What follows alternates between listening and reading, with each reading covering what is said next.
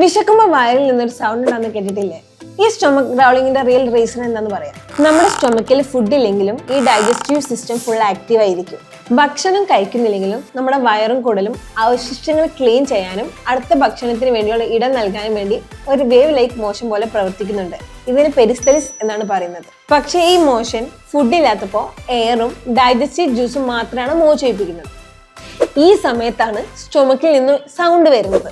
ഇത് നമ്മുടെ body hungry ആണെന്ന് മെസ്സേജ് നൽകുന്നതാണ്. എന്നാൽ സ്റ്റൊമക് ഗ്രൗളിംഗ് നമ്മൾ ഹംഗ്രി ആവുമ്പോൾ മാത്രമല്ല നടക്കുന്നത്, നമ്മുടെ സ്റ്റൊമക്ക് ഫുൾ ആവുമ്പോഴും ഈ മോഷൻ നടക്കുന്നുണ്ട്. പക്ഷെ ഫുഡ് ഉള്ളപ്പോൾ ഈ സൗണ്ട് മഫിൾ ചെയ്യുന്നുണ്ട്. അതുകൊണ്ടാണ് നമ്മുടെ ടെമ്മി ഫുൾ ആയാൽ ഈ സൗണ്ട് കുറയുന്നത്.